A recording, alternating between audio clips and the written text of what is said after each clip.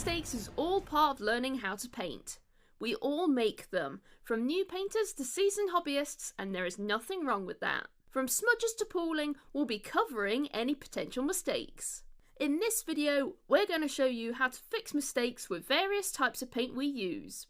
Base paints can be used to help correct mistakes from other base paints, just like our Space Marine here that we have started to paint. We have a smudge of lead Beltra on top of the Mephiston red, which we didn't want there, but we can easily tidy that back up with a small amount of Mephiston red base paint, all in thin layers. A good way to make sure that we can avoid making these mistakes in future is to take our time when applying paint, as there is no rush in painting. Just enjoy it and you'll learn more as you paint. Remember, practice makes perfect. The most common mistake made when using shade paints is overloading the model with too much paint, and this can pool heavily. This can be fixed in two ways, one when the shade is still wet and one when the shade is dry. The first way to correct the shade is while it's still wet. This is by taking a clean damp brush and soaking it up or moving the shade away from the overloaded area.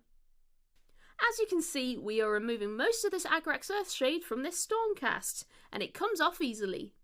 If you can't do it the first way as the shade has dried or stained the area, try and use the base paint to cover over the shade with multiple thin layers over it.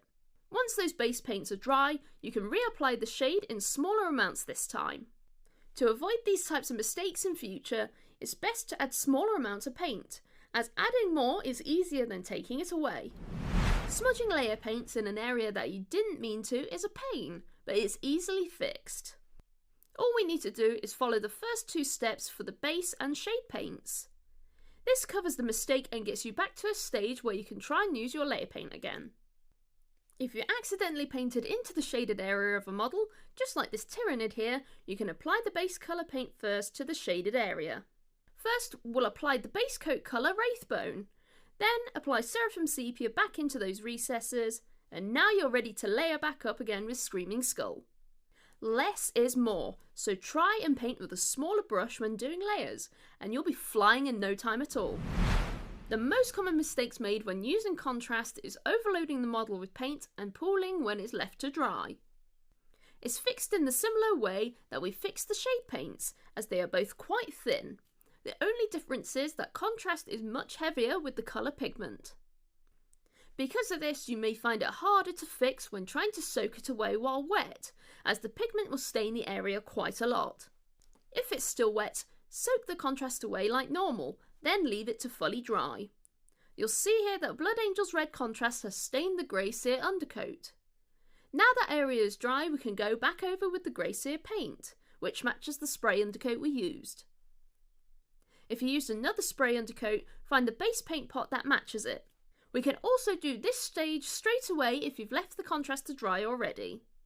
Depending on how light or dark the contrast is, you may need one or two coats to cover it. Just take your time and leave it to fully dry. Then we can reapply the contrast over the top again. This time we'll use a little bit less and move it around.